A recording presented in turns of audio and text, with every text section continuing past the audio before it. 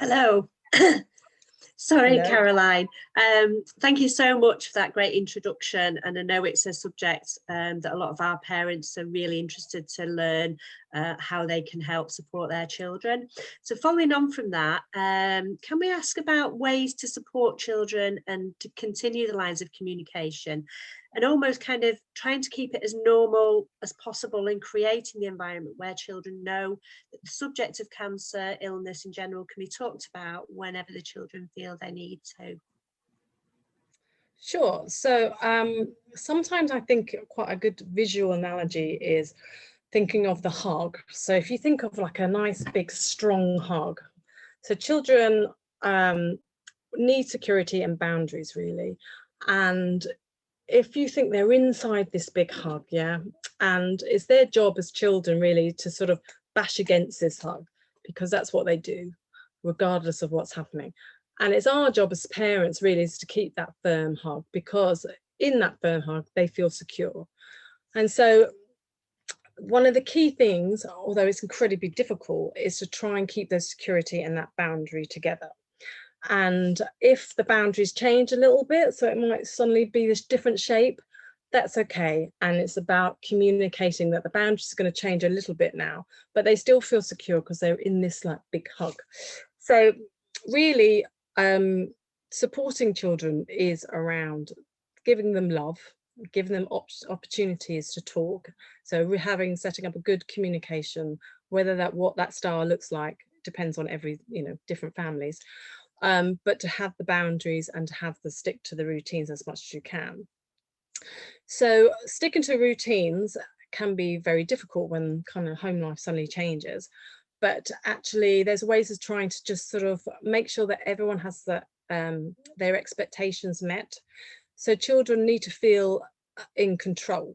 And it's when they don't feel in control, that's when they can feel very anxious. So it's best to change when there are changes to their routines, to let them know. So this is like one of the good tools that we always talk about is calendars. So calendars and daily timetables are going to be your massive friends, because it allows information to be put onto a thing. And children learn through repetition. So they will ask the same questions again and again. And it's often also about them reassuring that the story is the same, regardless of what that story is. Is it today Fiona's mum's going to pick me up? So they will ask, they will constantly say the same questions. And so that can be quite annoying for you as an adult, and especially if you're going through treatment, it can be very tiring. So calendars and daily timetables. So younger children, splitting up the day is a good thing to do. So get a piece of paper, write on it morning, afternoon, lunchtime, dinner time, afternoon, evening rather, and then put down what you think is going to happen that day. So it might be something very simple, or you might have a really chaotic day. So you might know that normally you take them to school or nursery or whatever, actually, but someone else is going to pick them up. And so just to put these things on, or you can add things like getting dressed, so they can have a sense of control. So they can go to the fridge or wherever you stuck this piece of paper, and they're like, oh, I can do this, I can do this. And for the older kids, you can make it into a weekly plan, and that's really good, because then you can introduce stuff that's happening in your life in terms of treatment. So say if you're having chemo on a Wednesday and your cycle, that actually, the next couple of days or whatever, you are completely out, you can't do anything, you have no energy. And if they understand that, they can see that, and you can shade it out or whatever, but they know, all right, I can't ask mum to take me to football practice or whatever, because I know she's going to be there. They might still ask you, but they have have an understanding, actually, that is sort of a quiet time or whatever. So it can be really helpful for them and for you. And another thing is to add things that aren't cancer related, because then that makes it feel like cancer's not overtaking their whole life, kind of thing. So put on some normal stuff, like, I don't know, school trips or friends coming around or barbecues or, whatever. So that can be it's a really good tool to have. And And it doesn't have to be fancy, literally a piece of paper. And it's quite a nice way to have continue to communicate as well, because you could all sit down at the beginning of the week or whatever, and you can map out your week, and everyone kind of knows where they are as much as they can. So another good thing is children, again, it's making them feeling a little bit in control in often a time when they feel like they don't have much control. Often when home life is kind of stressful, they're excluded to an extent because other stuff has to happen, do you know what I mean? But actually, if you try to include them in certain things, then they can feel like they are a valued part of the family, kind of thing. So one way to do it is to do like create a task list for them. So you can just Google age appropriate tasks for kids depending on your age of your child, but it could be for little tiny ones, you know, it could be just like stroking the dog, you know, you're in charge of making the dog feel happy, kind of thing, or something like that. But or they could change the toilet roll or something like that. And for older ones, obviously you can do a lot more. It's important not to overburden them, think that they are, you know, have become a carer. And if they have become a carer, then there's a whole load of support for them then. But this is just making them feel like they are often a part of the family, because children often want a job, do you know what I mean? And they want to be you know, some form of the caring role. So for older kids, you can do empty dishwasher, even do a simple meal, or go to the shops or whatever, you know. So you could choose. And again, it's a nice way of sitting down and saying, what do you think you're good at, or what do you think you can do? And the next big thing is to help them identify their feelings. And so there's several ways that you can do that.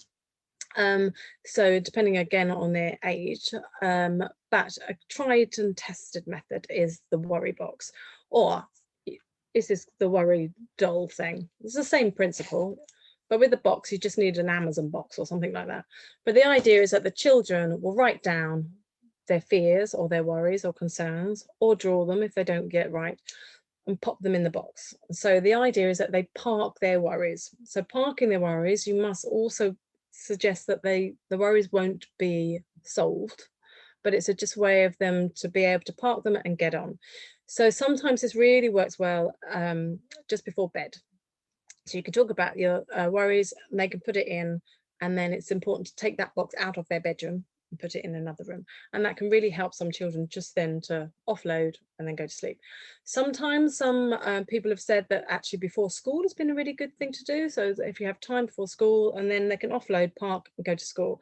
And actually some school teachers will have it in their room, so the child could come in a bit earlier or whatever and have time. And it's just a way of them to just go and then carry on the rest of the day. What can be quite nice, if you have consent with a child, you could ask them, is it okay if I look in the worry box? If they say no, respect that. But if they say, yeah, all right, so you could have a designated time, like every Sunday night or whatever, Sunday day, you can open up the box and you can go through the worries, and that can give you a brilliant snapshot of what they're worried about. Because some worries will be obvious and some will not, and you will not ever guess what those worries are. So one example I always give is that a child's mum was sick during the summer holidays, and so the child thought, right, I will just go to school in school uniform that's too small for me and get bullied, or I will just wear my own clothes and get told off by my teachers, or I will just won't go to school, I'll bunk off.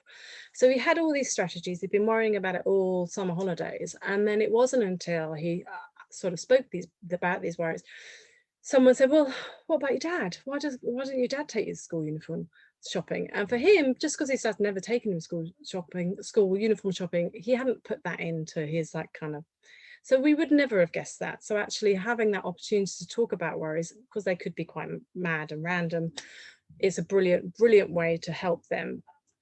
So another thing is using books, films, anything. All books have some kind of moral at the end, and it's great. And it doesn't have to be about health, it doesn't have to be about anything. It could be just, you know, any Roald Dahl book, any kind of Dr. Seuss books are brilliant, and you can just have these conversations and just to see and ask some questions. And it's quite nice to give them a specific time for them to ask questions.